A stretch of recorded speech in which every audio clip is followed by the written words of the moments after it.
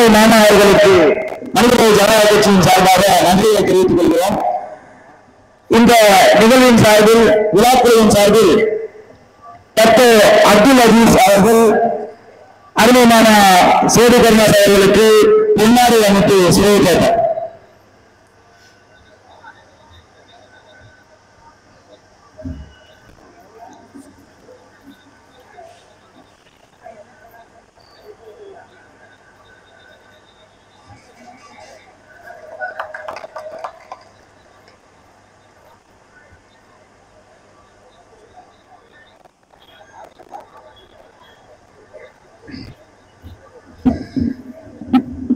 அடுத்தபடியாக தமிழகத்தின் தலையெழுத்தை சக்தியாக, தமிழக சட்டசபையில் சமூகத்தின் குரலாக கோரிக்கைகளை ஒழிக்க எத்தனை அரசியலாய், நாளைய அரசியலை அசைக்க முடியாத அங்கமாய், சமூகத்தின் குரலாய் நிலவாய் அரசியலை கீழே வருவாய்,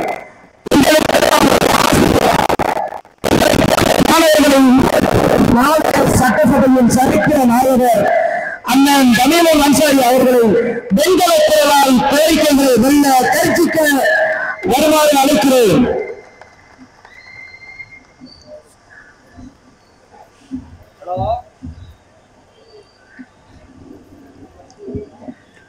மனிதநேய ஜனநாயக கட்சியின் சார்பில் வரலாற்று சிறப்புமிகு நகரமான அகிலாண்டத்தில் சமூக நல்லிணக்க பொதுக்கூட்டம், அமரர் ஊர்தி அர்ப்பணிப்பு நிகழ்ச்சி 10ஆம் ஆண்டு விழா என்று 30 விழாவை ஏற்பாடு செய்து நடத்தி கொண்டிருக்கக்கூடிய தஞ்சை தெற்கு மாவட்டத்துடைய செயலாளர் தம்பி அகரை ஷேக் அவர்கள், வரவேற்புரை ஆற்றிவிட்டு அமர்ந்திருக்கக்கூடிய மாவட்ட அவைத்தலைவர் ஃபைசல் அவர்கள், நீதி போதனை ஆற்றிவிட்டு அமர்ந்திருக்கக்கூடிய முனைவர் முபாரக் அலி அவர்கள், இந்த நிகழ்வுக்கு வருகை தந்து பேசிவிட்டு சென்றிருக்கக்கூடிய தஞ்சை நாடாளுமன்ற உறுப்பினர் முரசொலி அவர்கள், இந்நிகழ்வுக்கு வருகை தந்திருக்கக்கூடிய சீர் மரபினர் உரிமை மீட்பு இயக்கத்துடைய மாநில ஒருங்கிணைப்பாளர் திரு நாரைக்கிணறு ரா சீனி பாண்டியன் அவர்கள், விடுதலை சிறுத்தைகள் கட்சியின் மண்டல தலைவர் திரு சரா சிவகுமார் அவர்கள், பட்டிமன்ற நடுவர் கமல் வேந்தல் திரு அண்ணா சிங்கார வேலு அவர்கள், இந்த நிகழ்வில் முன்னிலை வகித்திருக்கக்கூடிய துணை பொதுச் செயலாளர் நாச்சிக்குளம் தாஜுவின் அண்ணன் அவர்கள், மாநில செயலாளர்கள் நாகை முபாரக் மற்றும் வல்லம் அகமது கபீர் அவர்கள், இந்த மாவட்டத்துடைய நேரிட பொறுப்பாளரும் மாநில துணை செயலாளருமான கோட்டை ஹாரிஸ் அவர்கள், மாநில துணை செயலாளர்கள் பேரா அப்துல் சலாம், பண்டாரவடை மஹரூப், பவக்குடி ஜெயினுதீன் உள்ளிட்ட நிர்வாகிகள், இளைஞர்களுடைய செயலாளர் திருச்சி முகமது ஷரீப் அவர்கள்,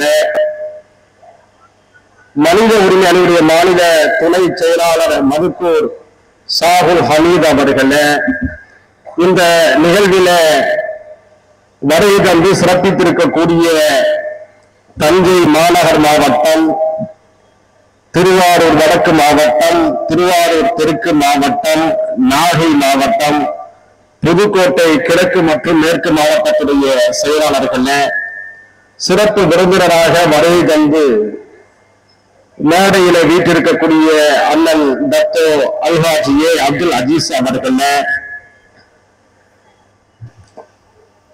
மனிதநேய ஜனநாயக கட்சியின் தகவல் தொழில்நுட்ப அணியுடைய மாநில செயலாளர், இந்த நிகழ்ச்சியெல்லாம் காட்சிப்படுத்திக் கொண்டிருக்கக்கூடிய குழுவிற்கு வழிகாட்டியாக இருக்கக்கூடிய தம்பி ஆத்திர் ரஹ்மான் அவர்கள், மனிதநேய ஜனநாயக கட்சியின் ஆற்றல் மிகு பொதுச் செயலாளர் அண்ணன் மௌலா நாசர் அவர்கள், எனக்கு முன்பாக புலி என உரிமையிட்டு சென்றிருக்கக்கூடிய முக்குளத்தூர் புலிப்படையுடைய தலைவர் அருமைக்குரிய பாசத்துக்குரிய அண்ணன் சேது கருணாஸ் அவர்கள் இந்த நிகழ்வுக்கு வருகை தந்து சிறப்பு சேர்த்திருக்கக்கூடிய சிறப்பு அழைப்பாளர்களே, கௌரவ விருந்தினர்களே, இந்த நிகழ்வுக்காக சிறப்பான முறையில களப்பணிகளை ஆற்றிவிட்டு செயலாற்றிக் கொண்டிருக்கக்கூடிய மாவட்டத்தின் பல்வேறு பொறுப்புகளில் இருக்கக்கூடிய நிர்வாகிகளே, ஒன்றிய நகர கிளை பொறுப்பாளர்களே, கட்சியின் பல்வேறு பொறுப்புகளில் அங்கத்தினராக இருக்கக்கூடிய மனிதநேய சொந்தங்களே, இந்த நிகழ்வில் வருகை தந்து அமர்ந்திருக்கக்கூடிய சகோதர சகோதரிகளே, மனிதநேய ஜனநாயக கட்சியின் தகவல் தொழில்நுட்ப அணியுடைய மாநில துணை செயலாளர் தம்பி ரெக்ஸ் சுல்தான் உள்ளிட்ட நிர்வாகிகளே, உங்கள் அனைவரின் மீதும் ஏகரைகளில் ஆசியும் அமைதியும் சுகட்டுமாக. 5 நாட்களிலே ஒரு பொதுக்கூட்டத்தை ஏற்பாடு செய்து பொருளாதார நெருக்கடிகளுக்கு மத்தியிலும் பெருந்திரளாக மக்களை ஒருங்கிணைத்திருக்கக்கூடிய தஞ்சை தெற்கு மாவட்டத்திற்கு என்னுடைய பாராட்டுகளை நான் முதலிலே தெரிவிக்க கடமைப்பட்டிருக்கின்றேன். இப்பொழுதெல்லாம் பொதுக்கூட்டம் என்று சொன்னாலே குறைந்தபட்சம் 5 லட்சம் ரூபாய் செலவாகக்கூடிய ஒரு சூழல். அது நம்மை போன்ற வளரும் கட்சிகளுக்கு அந்த நிலை, பெரிய கட்சிகளுடைய நிலை என்பது வேறு. இப்படிப்பட்ட ஒரு சூழலில் அமரர் ஊர்தி வாகனத்தை மட்டும் எளிமையான ஒரு நிகழ்ச்சியின் மூலமாக நடத்தி வரலாம் என்று நினைத்தவர்கள் ஒரு உற்சாகத்தின் அடிப்படையில், ஆர்வத்தின் அடிப்படையில் ஒரு பொதுக்கூட்டத்தை 5 நாட்களில் ஏற்பாடு செய்திருக்கிறார்கள். உங்களுடைய நம்பிக்கை வீண் போகவில்லை. அதிராம்பட்டினம் என்பது ஒரு சிறப்புக்குரிய பல்வேறு தரப்பட்ட மக்களும் ஒற்றுமையாக வாழக்கூடிய ஒரு ஊர். அதனால்தானே என்னவோ இந்த ஊரில் நாம் ஏற்பாடு செய்திருக்கக்கூடிய இந்த பொதுக்கூட்டத்திற்கு சமூக நல்லிணக்க பொதுக்கூட்டம் என்று சகோதரர்கள் பெயர் வைத்திருக்கிறார்கள். 12ஆம் 13ஆம் நூற்றாண்டிலே முத்தமிழ் மன்னர்கள் தமிழ் நிலத்தை ஆண்ட பொழுது இந்த அதிராம்பட்டினத்தில் ஏற்றுமதி இறக்குமதி தொழிலுக்கு பேர் போன சிறப்புக்குரிய ஒரு துறைமுகம் என்று இருந்திருக்கிறது. அந்த துறைமுகத்தின் வழியாக நம்முடைய நெற்களஞ்சியத்திலிருந்து எண்ணற்ற பொருள்கள் ஏற்றுமதி செய்யப்பட்டிருக்கின்றன. வளைகுடா உள்ளிட்ட நாடுகளிலிருந்து பல பொருள்கள் கப்பல்களிலே இறக்குமதி செய்யப்பட்டிருக்கின்றன. ஒரு காலத்தில் முத்து குளித்தலுக்கும் இந்த அதிராம்பட்டினம் பேர் போல ஊராக இருந்திருக்கிறது. திரைக்கடல் ஓடியும் பிறவியும் பேடு என்ற பழமொழிக்கு ஏற்ப அதிராம்பட்டினத்தைச் சேர்ந்தவர்கள் அக்காலத்திலேயே பன்னாட்டு வணிகத்தில் ஈடுபட்டு வந்திருக்கிறார்கள். இன்னும் சொல்ல போனால் இந்த ஊரில் அமைந்திருக்கக்கூடிய சிறப்புக்குரிய காதல் மைதின் கல்லூரியுடைய வரலாற்றை பற்றி பேசினால் ஒரு நாள் முழுக்க பேசிக்கொண்டே இருக்கலாம். காதல் மைதின் அப்பா அவர்கள் அக்காலத்தில் இலங்கையில மிகச்சிறந்த தொழிலதிபராக இருந்திருக்கிறார். அவர் ஒட்டுமொத்த இந்தியாவையே தமிழ் நலத்தையும் பிரதிபலிக்கக்கூடிய வணிக ஆளுமையாக இலங்கையிலே அறியப்பட்டவர். இன்று கொழும்புக்கு நீங்கள் சென்றால் அங்கே புகழ்பெற்ற பெட்டா பள்ளிவாசலை நீங்கள் பார்க்க முடியும். இலங்கையிலேயே இப்படி ஒரு அழகான ஒரு பள்ளிவாசலை நீங்கள் பார்க்க முடியாது. அந்த பள்ளிவாசலை நிர்வகித்து வருபவர்கள் இப்போதும் நம்முடைய தமிழ்நாட்டைச் சேர்ந்த வம்சாவளியினர் தான். அந்த பள்ளியை கட்டுவதில் பெரும்பங்காற்றியவர் நம்முடைய காதல் அப்பா அவர்கள். நம்முடைய தமிழ்நாட்டில் கல்வி மறுமலர்ச்சி ஏற்பட வேண்டும் என்ற ஒற்றை நோக்கத்திற்காக 1000 ஏக்கர் நிலத்தை எழுதி வைத்து கல்லூரியை இங்கே உருவாக்கிறார்கள்.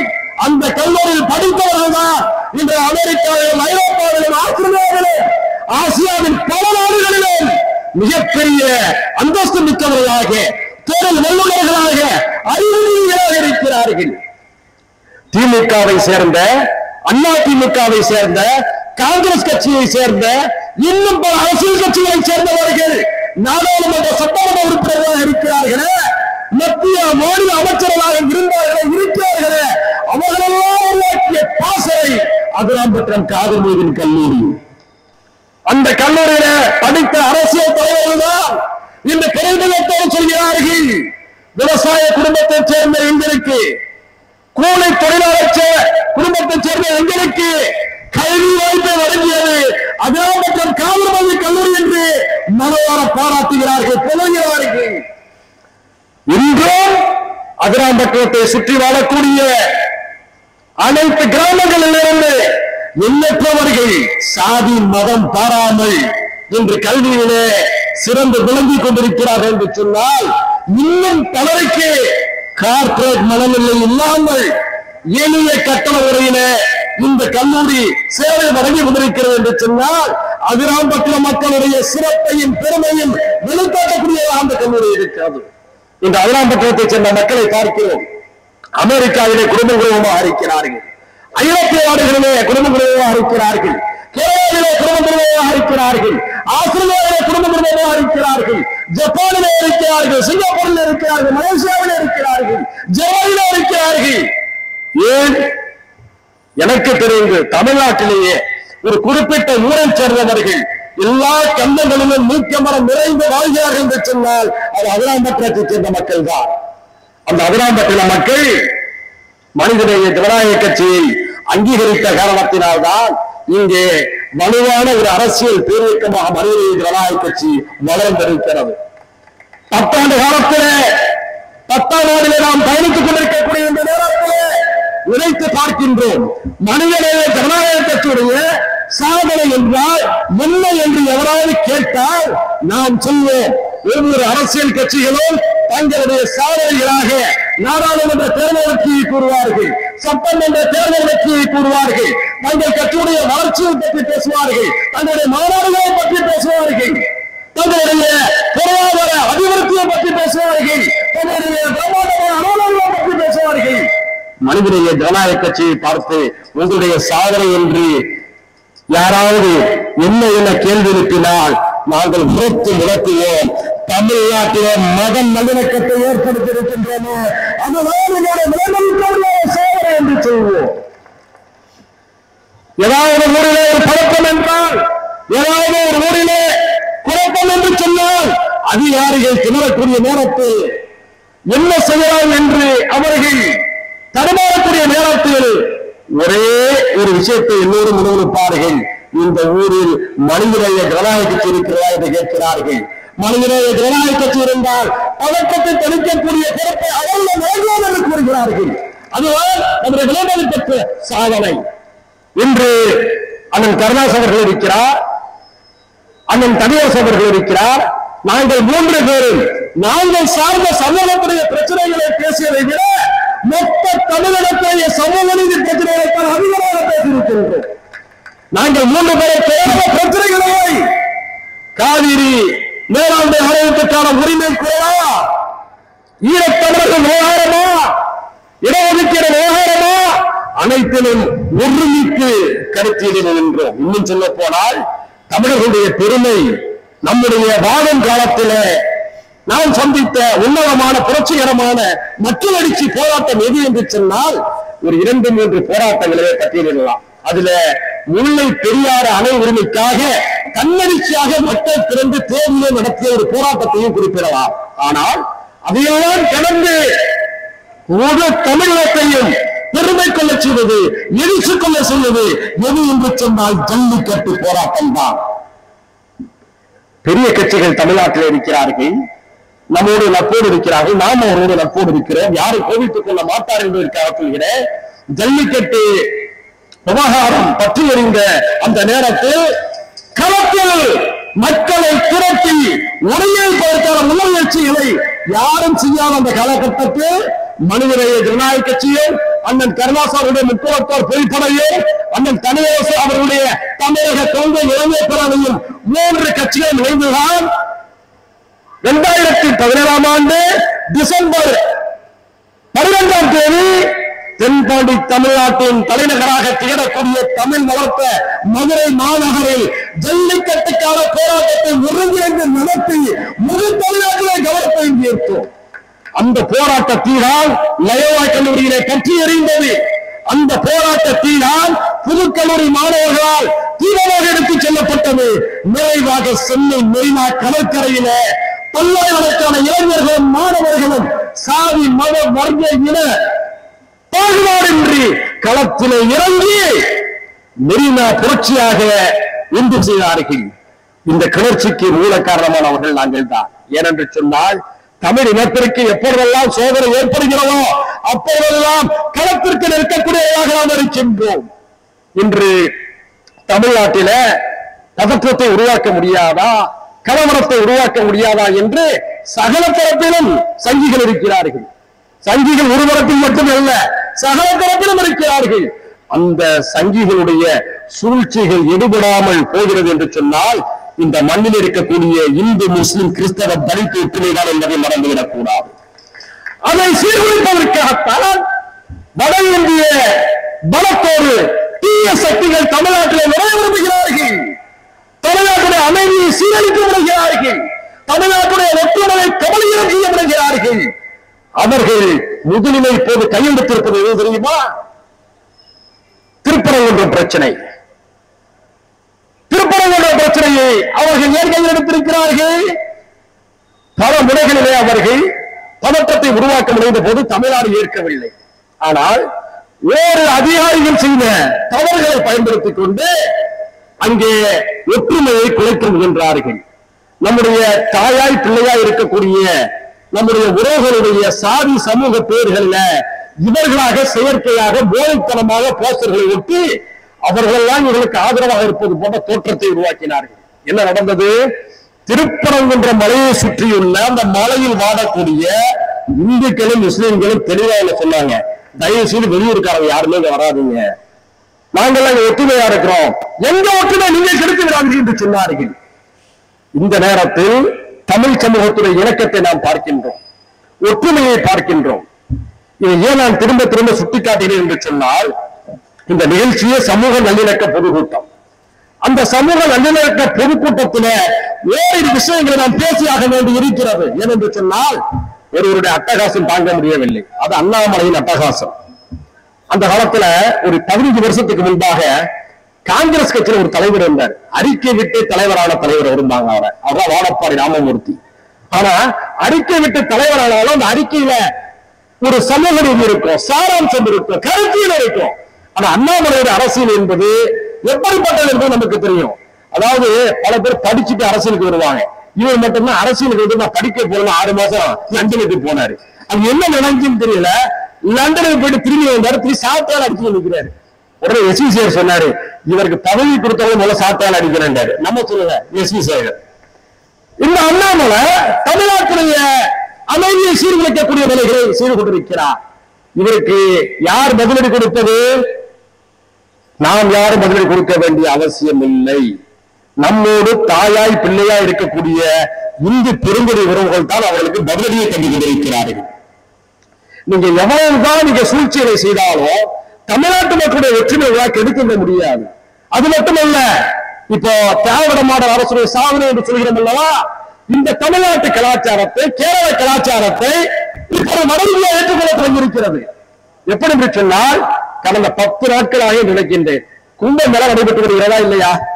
அந்த கும்பமேளாவுக்கு இந்து சமூகத்தின் மீது கடவுளின் மீது பக்தி இருக்கக்கூடிய நம்முடைய வீரர்கள் எல்லாம் சொல்கிறார்கள். பாருங்க, ஏதாவது ஒரு சின்ன தீங்கு நினைச்சுன்னா அதை பெருகிப்படுத்தக்கூடியவர்கள் அந்த கும்பமேளாவில் நடக்கக்கூடிய பல நல்ல விஷயங்களை ஏற்படுத்துகிறார்கள். கும்பமேளாவுக்கு அந்த பிரக்கியராஜ் என்ற பகுதிக்கு அலையலையாக இந்து சமுதாய உறவுகள் செல்கின்ற பொழுது அவர்கள் பல பயண நெருக்கடிகளை சந்திக்கிறார்கள். ஒழுங்கான உணவு இல்லை, ஒழுங்கான தண்ணீர் இல்லை, ஒழுங்கான இருப்பிடம் இல்லை. பாருங்கள், எந்த அயோத்தியை வைத்து இவர்கள் வன்முறை செய்தார்களோ அந்த அயோத்தி சுற்று வட்டாரத்தை சேர்ந்த முஸ்லிம்கள் எங்களுடைய விருந்தினர்களே வருகை என்று தங்களுடைய வீடுகளில பதாகைகளை வைத்திருக்கிறார்கள். அது மட்டுமல்ல, அந்த யாத்திரிகளுக்கு லாஜி கிடைக்கல, ஒரே நேரத்தில் லட்சக்கணக்கில் குனியும் போது வாய்ப்பு கிடைக்காது அல்லவா? அங்குள்ள முஸ்லிம்கள் தங்களுடைய வீடுகளை திறந்துவிட்டு எங்களுடைய வீடுகளில் அவங்க தனிகள் என்று சொல்லியிருக்கிறார்கள். அது மட்டுமல்ல, வரக்கூடிய இந்து சமுதாய யாத்திரியர்கள் முழுக்க முழுக்க சைவம் சாப்பிடுவோம் என்ற காரணத்தினால் அவர்கள் வீடுகளிலும் அசைவம் சமைக்காமல் சைவத்தை சமைத்து வண்டி வண்டியாக சட்டி சட்டியாக உணவுகளை தயாரித்து அவர்கள் தங்களுடைய விருப்பத்தின் பேராலே வழங்கி கும்பமேளாவுடைய உள்ளங்களை எல்லாம் வென்றிருக்கிறார்கள். இத சமூக வலைதளங்கள்ல அங்கு போன இந்து சமுதாய உறவுகள் எங்களை கும்பமேளாவுக்கு வந்த பொழுது அரசு உபசரித்ததோ இல்லையோ, எங்கள் தேவைகளை அவர்கள் நிறைவேற்றி கொடுத்தார்களோ இல்லையோ, அங்குள்ள முஸ்லிம்கள் எங்களுக்கு இடம் தந்தார்கள், உணவு தந்தார்கள், குடிநீர் தந்தார்கள், எல்லா விதமான ஒத்துழைப்புகளையும் தந்தார்கள் என்று சமூக வலைதளங்களே பதிவிடுகிறார்கள். நான் அண்ணன் கருணாசை கேட்கிறேன், அண்ணன் பட்டிமன்ற நடுவரை கேட்கிறேன், இன்னும் பல நண்பர்கள் வந்திருக்கீங்க, யாராவது செய்தியை படிச்சீங்களா? யாராவது வெளிக்காட்டுறானா? ஏன்னா இப்படிப்பட்ட ஒற்றுமையான செய்திகள் வெளிப்பட்டு விடக் கூடாது என்பதிலே சில தெளிவாக இருக்கிறார்கள். இதை ஏன் நான் சுட்டிக்காட்டேன் என்று சொன்னால், தமிழ்நாட்டில் இத்தகைய பண்பாடுகள் உண்டு. எனக்கு ஓரிரை கொள்கையிலே நம்பிக்கை, அண்ணன் கருணாசன் அவர்களுக்கு இந்து மதத்திலே நம்பிக்கை, அவரது மனைவிக்கு கிறிஸ்தவ மதத்திலே நம்பிக்கை, பல அபிப்பிராயங்கள். ஒருவருடைய வழிபாட்டை தான் நீங்கள் செய்ய வேண்டும் என்று யாரும் சொல்ல வேண்டிய அவசியம் இல்லை, தேவையும் இல்லை. ஆனால் ஒருவருக்கு ஒத்துழைப்பாக இருக்க முடியும். தரணி முருகன் கோயிலுக்கு யாத்திரை போறாங்க, அது அவங்க நம்பிக்கை. அப்படி போபவர்களுக்கு அங்குள்ள முஸ்லிம்கள் குளிர்பானங்களை வழங்குகிறார்கள். நடக்கிறதா இல்லையா? அதை விட இன்னொரு செய்தி, முஸ்லிம்கள் ஹஜ் யாத்திரைக்கு போறாங்க, உம்ராவுக்கு போவாங்க புனித பயணமாக. நீங்க பல ஊர்கள்ல பாருங்க, அப்படி போகின்ற போது ரயில் நிலையங்களிலே நான் பல முறை பார்த்திருக்கின்றேன் இந்த சம்பவத்தை. அந்த ரயில் அவங்க போகும்போது, அந்த புனித மெக்காவுக்கு கிளம்பும் போது ரொம்ப உணர்ச்சி வசப்பட்டு அழுதுகிட்டே போவாங்க. ஏன்னா அது அவங்க ஒரு குழந்தை மாதிரியா, பிறந்த குழந்தையை போன்ற மனநிலையில செய்வார்கள். அந்த நேரத்துல எத்தனை இந்துக்கள், எத்தனை கிறிஸ்தவர்கள், அவருடைய நண்பர்கள், ஒரே தெருவிலே வசிக்கக்கூடியவர்கள், ஒரே கட்டடத்தில் வசிக்கக்கூடியவர்கள் கட்டி அணைத்து நீங்கள் மறவாமல் உங்களுக்கு ஜஞ்சம் தண்ணீரை கொண்டு வர வேண்டும் என்று சொல்லக்கூடிய காட்சியை நான் பார்த்திருக்கிறேன். இதுதான் தமிழ்நாடு, இதுதான் தமிழ்நாடு. இன்றைக்கு வேளாங்கண்ணி நம்முடைய பகுதியில் இருக்குது. பொதுவாக இந்த சோழமண்டல பகுதி என்பது அது நல்லிணக்கமான பகுதி, நிறைய சமூகத்துடைய வழிபாட்டு தலங்கள் இருக்கக்கூடிய பகுதி. நீங்க வேளாங்கண்ணிக்கு இந்தியாவுடைய பல பகுதிகளில் இருந்து பக்தர்கள் வருகிறார்கள். அங்கு பார்த்தீங்கன்னு சொன்னா அந்த பக்தர்களுக்கு குறைந்த விலையில உணவு தயாரித்து விற்கக்கூடியவர்களாக வேளாங்கண்ணி சுற்று வட்டாரத்தில் முஸ்லிம்கள் இருக்கிறார்கள். எந்த அளவுக்கு சொன்னா, கேரளாவில் ஒரு கொச்சியை சேர்ந்த ஒரு கிறிஸ்தவர் என்று சொல்லுகிறார், நாங்க ஒரு வேலை குடும்பத்தோடு புறப்படுவோம், புறப்படும் போது ஒரு பாலிய பேர் சொல்ல ஞாபகம் இல்லை, அவருக்கு போன் போட்டு உங்க வீட்டுல இருந்தா ஒரு சமையல் வரணும் சொல்லி வச்சிருவாங்க. இதுதான் இந்தியா. எத்தனை அண்ணாமலைகள் மோடி வந்தாலும் இந்த ஒற்றுமையை சீர்குலைக்க முடியாது. இந்த நேரத்தில் தான் அவங்க என்ன செய்யறாங்க, மதத்தை வைத்து சர்ச்சையை வைத்து பார்த்தாங்க. சாதிகளுக்கு மத்தியில சில மோதல்களை உருவாக்கவும் சில திட்டமிட்டாங்க. ஏன்னா பதவிக்கு வருவதற்காக எந்த விதமான அரசியல் பயங்கரவாதத்தையும் செய்யக்கூடியவர்கள் என்பதற்கு உதாரணம் மணிப்பூர். நம்முடைய சொந்த நாட்டில் நம்முடைய சொந்த மக்களுக்கு மத்தியில முதலமைச்சர் பதவியை தக்க வைக்க வேண்டும் என்பதற்காக ஒரே மொழியை பேசக்கூடிய மணிப்பூர் மக்களை இரண்டாக பிரித்து அவர்களுக்கு மத்தியிலே மோதலை ஏற்படுத்தி அந்த பழக்கத்தின் வழியாக இருதரப்பை தங்களுக்கு சாதகமாக்கக்கூடிய தரங்கட்ட கொலைகார அரசியலை செய்து வருபவர்கள் இருக்கு. இவர்கள் தான் ஒவ்வொரு சூழ்ச்சியா செஞ்சாங்க. ஒவ்வொரு சூழ்ச்சியையும் முஸ்லிம்களோ கிறிஸ்தவர்களோ சீக்கியர்களோ தகர்க்கல. நம்முடைய அன்புக்குரிய தொப்புள்குரிய உறவான இந்து சமுதாய மக்களை தகர்த்து வருகிறார்கள். எந்த அயோத்தியை வைத்து கலவரம் பண்ணாங்க, எந்த அயோத்தியை வைத்து நாடு முழுக்க பிரிவினை ஏற்படுத்தினாங்க. என்ன நடந்துச்சு? கடந்த நாடாளுமன்ற தேர்தலில் அயோத்தி நாடாளுமன்ற தொகுதியில பாரதிய ஜனதா கட்சி படுகொலையை சந்தித்தது. இன்னொரு விஷயம் தெரியுமா? எந்த அயோத்தியில மத கலவரத்தை உருவாக்குனாங்களோ அந்த ராமர் கோயில் உள்ள பகுதியில உள்ளாட்சி தேர்தல் நடந்தது. அங்க 700 பேர் தான் முஸ்லிம்கள். நல்லா புரிஞ்சுக்கணும் பத்திரிகை நண்பர்களை, நல்லா புரிஞ்சுக்கணும். அயோத்தியில பாபர் மசூதி உதித்த அந்த இடத்துல ராமர் கோயில் உள்ள அந்த பகுதியில உள்ளாட்சி தேர்தல் நடைபெறுகிறது. உள்ளாட்சி தேர்தல் நடைபெறக்கூடிய அந்த பகுதியில 700 பேர் தான் முஸ்லிம் வாக்காளர்கள், ஆயிரக்கணக்கான வாக்காளர்கள் இந்து சமூக வாக்காளர்கள். அந்த இடத்தில் எந்த பதற்றத்தை இவர்கள் தூண்டினார்களோ அந்த இடத்தில் இருக்கக்கூடிய பெரும்பான்மை இந்துக்கள் ஒரு முஸ்லிமை தான் தங்களுடைய உள்ளாட்சி பிரதிநிதியாக தேர்ந்தெடுத்திருக்கிறார்கள். இதுதான் இந்தியா. இந்த ஒற்றுமையை குலைக்க முடியுமா? சிதைக்க முடியுமா? தமிழ்நாட்டில் சேர சோழ பாண்டியருடைய வரலாறை தெரிந்தவர்கள், எங்களுடைய தாத்தா சேதுபதி கிழவருடைய வரலாற்றை அறிந்தவர்கள் உங்களுடைய சூழ்ச்சிகளுக்கு ஒரு காலத்திலும் பலியாக மாட்டார்கள். ராஜேந்திர சோழனுடைய வரலாற்றை படித்து பாருங்கள். குந்தவை நாச்சியாருடைய வரலாற்றை படித்து பாருங்கள். குந்தவை நாச்சியார் ஏன் இஸ்லாத்தை தருகிறார்? சோழர்களுக்கும் பாண்டியர்களுக்கும் இடையில சூழ்ச்சியால் மோதலை ஏற்படுத்திய அந்த ஒரு குறிப்பிட்ட ஒரு சமூகத்தை சேர்ந்த சூழ்ச்சி என்பதை புரிந்து கொண்டுதான் குந்தவை நாச்சியார் இஸ்லாத்துக்கு மதம் மாறினார். அவர் சமயம் மாறிய புறம்தான் திருச்சியில் இருக்கக்கூடிய சமயபுரம். சமயபுரம் என்ற பெயருக்கு பின்னால் இருக்கக்கூடிய வரலாறு. சோழ இளவரசி குந்தவை நாச்சியார் சமயம் மாறியபுரம் சமயபுரம். இந்த வரலாற்றை யாராவது நிராகரிக்க முடியுமா? ராஜேந்திர சோழன்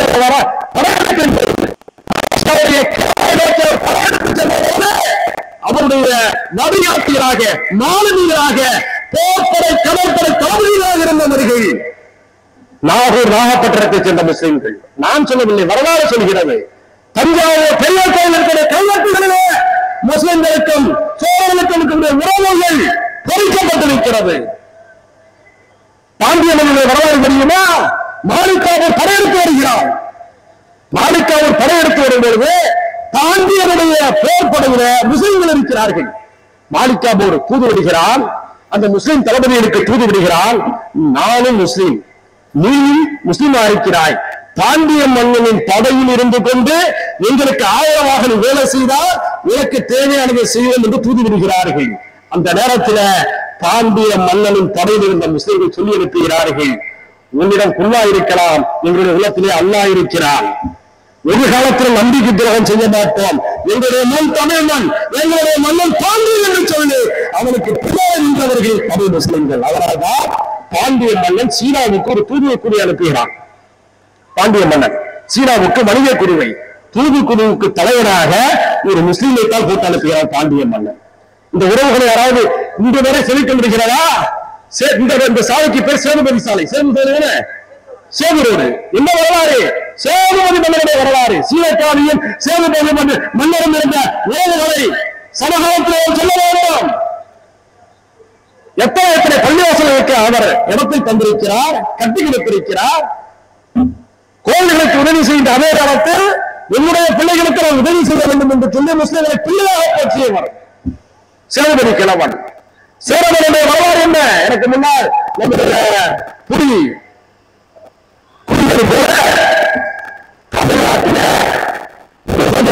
தென்னிந்தியாவில மொத்த இந்தியாவில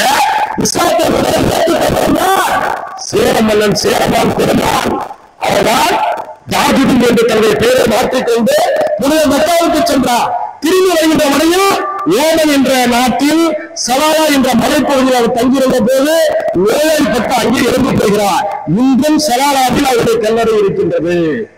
இந்தியாவில் கட்டப்பட்ட முதல் பள்ளிவாசல் சேரமான் பெருமான் பள்ளிவாசல் என்பது சேர சோழ பாண்டிய மன்னர்கள், சேதுபதி மன்னர்கள் என்று முஸ்லிம்கள், இந்துக்கள், கிறிஸ்தவர்கள், தலித்துகள் என்று எல்லோருமே ஒற்றுமையாக வாழ்ந்த இந்த மண்ணை கபலீகரம் செய்ய முயற்சிக்க பொழுது அதை தகர்த்தெறியக்கூடிய கடமை நமக்கு இருக்கிறது என்பதைத்தான் இந்த பொதுக்கூட்டத்தின் வாயிலாக நாம் சொல்ல விரும்புகின்றோம். அடுத்து ஒரு விஷயத்தை சொல்லி நிறைவு செய்ய விரும்புகின்றேன். ஒரு இலக்கை அழிக்க வேண்டும் என்று சொன்னால் அந்த இலக்கின் நெறியை அழிக்க வேண்டும். அந்த நெறியை அழிக்க வேண்டும் என்று சொன்னால் தந்திரமாக அமல்படுத்த வேண்டும் என்ற நோக்கோடு ஒன்றிய அரசு இந்தி பிரிப்பை தமிழ்நாட்டின் மீது திணிக்க முயல்கிறது. மிகப்பெரிய அபாயகரமான சூழ்ச்சி இருக்கிறது. முதலில் இந்தி என்று சொல்வார்கள், பின்னால் சமஸ்கிருதம் என்று சொல்வார்கள் என்பதற்கு உதாரணம் அவருடைய செயல்களின் வழியாகவே இருக்கிறது.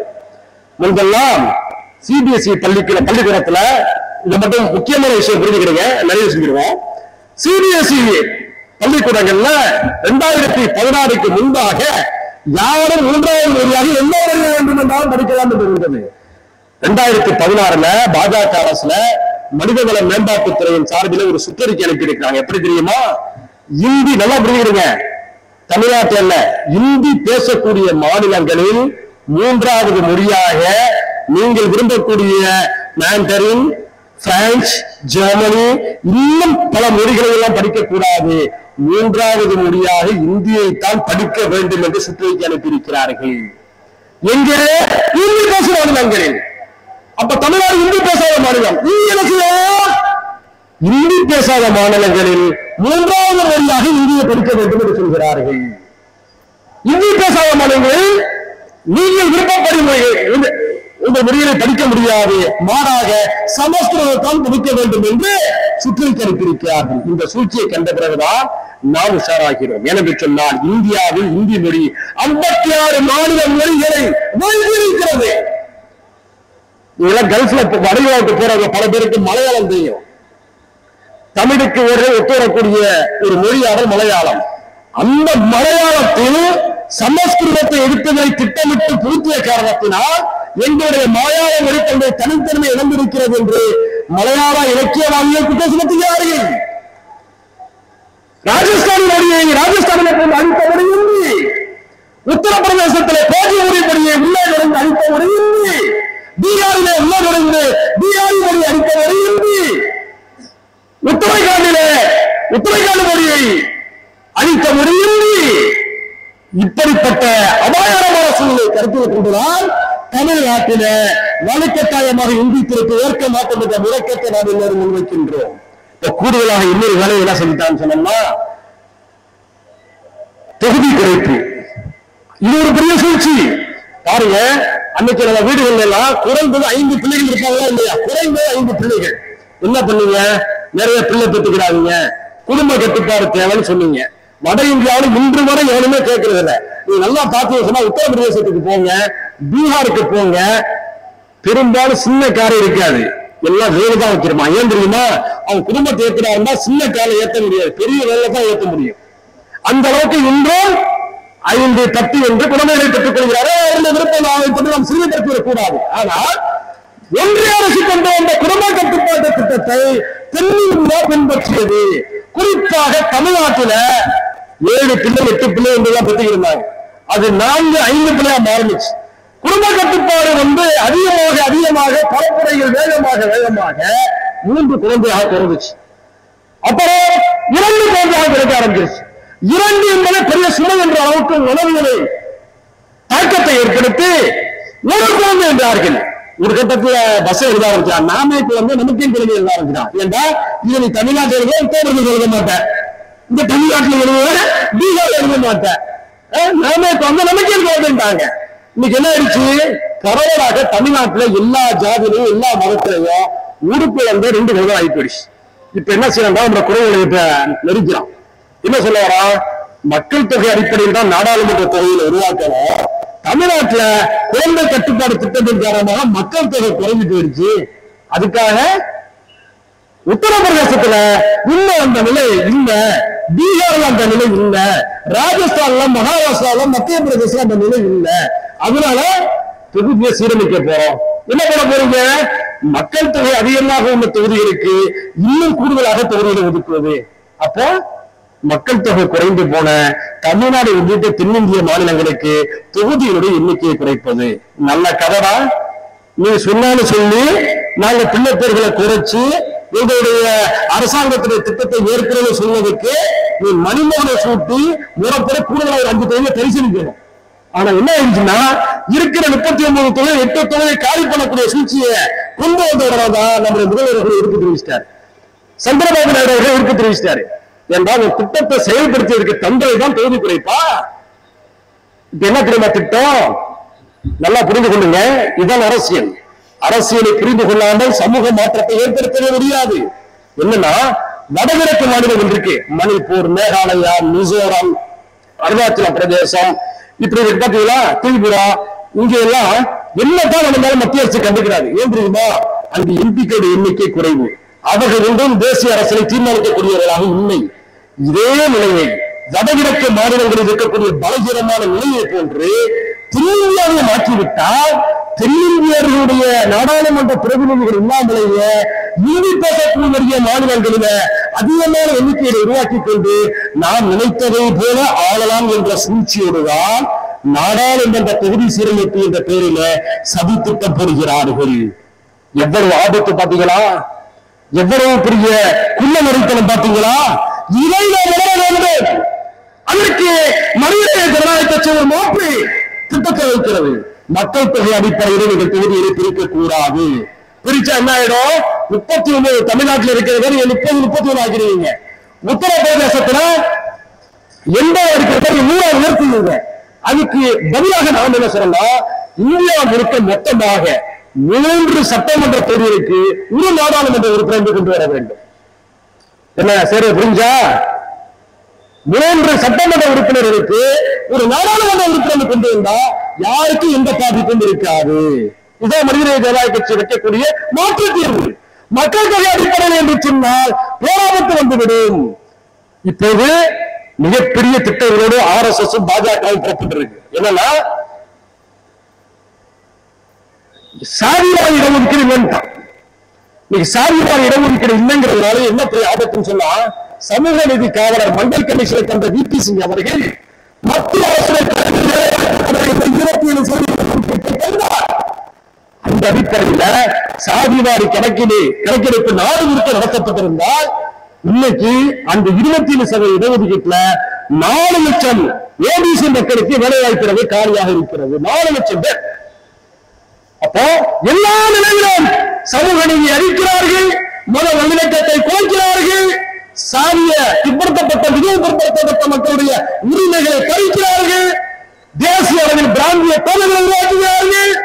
இவற்றையெல்லாம் எதிர்கொள்ள வேண்டும் என்று சொன்னால் ஒவ்வொரு தமிழனும் அரசியல் அறிவுள்ளவர்களாக மாற்ற வேண்டும்.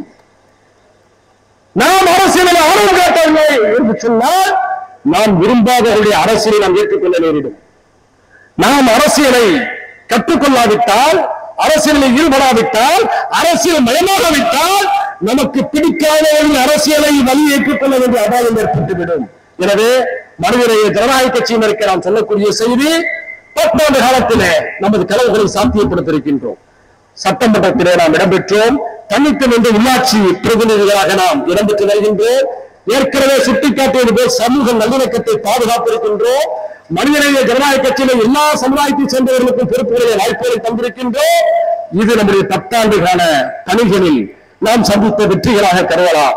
அடுத்த 10 ஆண்டு காலம் சவாலுக்குரிய காலம், பாசிசத்தை எதிர்கொள்வதற்கான காலம், சமூக நீதியை பாதுகாப்பதற்கான ஒரு காலம், சமூக நல்லிணக்கத்துக்கு வேலை அளிக்க வேண்டிய கட்டாய காலம். இவற்றையெல்லாம் செய்ய வேண்டிய கடமை நமக்கு இருக்கிறது. எனவே அரசியல் அறிவாளிகளாக நாம் மாற வேண்டும். அரசியலை ஒவ்வொருவருக்கும் கற்றுக் கொடுக்க வேண்டும். சமகால அரசியலுடைய நன்மை தீமைகளை மக்களுக்கு எடுத்து வைக்க வேண்டும். குறிப்பாக நான் மீண்டும் சொல்வது, மனிதநேய ஜனநாயக கட்சியில சிறுபான்மையினர், பிற்படுத்தப்பட்டோர், மிகவும் பிற்படுத்தப்பட்டோர், தாழ்த்தப்பட்டோர் என்று எல்லோருமே இருக்கிறார்கள். 70% முஸ்லிம்களாகவும் 30% மற்றவர்களாக இருக்கிறார்கள். அடுத்த 10 ஆண்டுகளில அந்த எண்ணிக்கை 50 என்ற அளவில் உயர்த்தக்கூடிய அளவுக்கு உங்களுடைய பணிகளை நீங்கள் முன்னெடுக்க வேண்டும். உங்களை சுற்றி வாழக்கூடிய இந்து சமுதாய மக்களோடு, கிறிஸ்தவ சமுதாய மக்களோடு, தலித் சமுதாய மக்களோடு உங்களுடைய நேசத்தை அதிகப்படுத்துங்கள், உங்களுடைய உறவுகளை அதிகப்படுத்துங்கள், உங்களுடைய பாச பயிற்சிகளை அதிகப்படுத்துங்கள். நீங்கள் அவர்களோடு நெருங்கி அறிந்த பிறகுதான் வட இந்திய தீய சக்திகள் தனிமைப்படுவார்கள். அவர்களுடைய சூழ்ச்சியில் பகிரும் என்பதை நீங்கள் மறந்துவிடக் கூடாது. இந்த அரசியல் தான் இப்போது நமக்கு தேவை.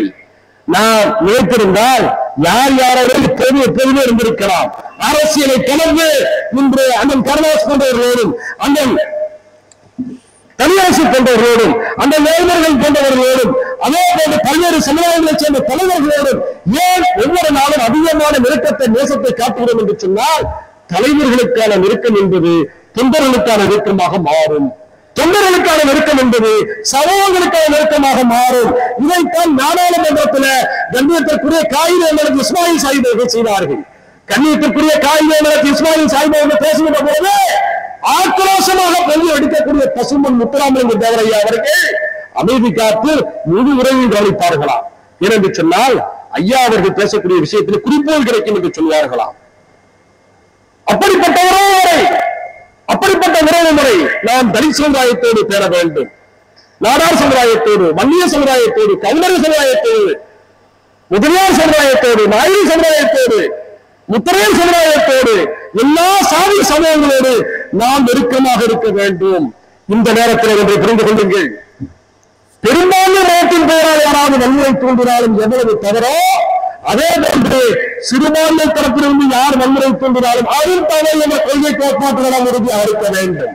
பாசிஸ்டியல் சங்கிகள் எந்த முறையிலும் இருக்க வேண்டும் என்று சொன்னால் நபிகள் நாயகம் ஸல்லல்லாஹு அலைஹி வஸல்லம் அவர்கள் சொன்னார்கள், இனவெறியை தூண்டி மக்களை அழைத்தவன் என்னை சார்ந்தவன் அல்ல என்று சொன்னார்கள். இனவெறிக்கு எதிரான நபிகள் நாயகம் ஸல்லல்லாஹு அலைஹி வஸல்லம் அவர்கள். எனவே ஒரு முஸ்லிம் தவறு செய்யாலும் அந்த தவறை பகிரங்கமாக சுட்டிக்காட்டி கண்டிக்கக்கூடியவராக நீங்கள் இருக்க வேண்டும். ஒரு RSS பாரதிய ஜனதா கட்சியை தவறு செய்தால் இங்க இருக்கக்கூடிய கைலாச அவர்கள் பங்கு நடிக்கிறாரே அதே போன்ற நிலை எல்லா இடங்களிலும் எல்லா சமூகத்திலும் உருவாக வேண்டும். அதுதான் நியாயமான அரசியல், உண்மையான சமூக நீதி, உண்மையான பாசிச எதிர்ப்பு. இவற்றை எல்லாம் புரிந்து கொண்டு நாம் பயணிக்க வேண்டும் என்று இந்த நேரத்தில் என்னுடைய நிறைவு கருத்தாக எடுத்து கூறி 5 நாட்களில ஒரு சிறப்பான ஒரு பொதுக்கூட்டத்தை ஏற்பாடு செய்த மனிதநேய ஜனநாயக கட்சியுடைய தம்பிமாக அனைவருக்கும் என்னுடைய பாராட்டுகளை கூறி வாழ்த்துக்களை கூறி என் உரைக்கு திரையிட்டு விடைபெறுகிறேன். நன்றி.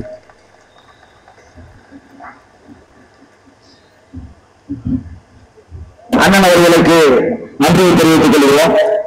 அடுத்தபடியாக ஒரு முக்கிய அறிவிப்பு.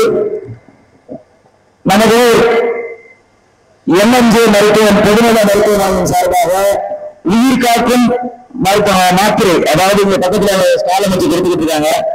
இது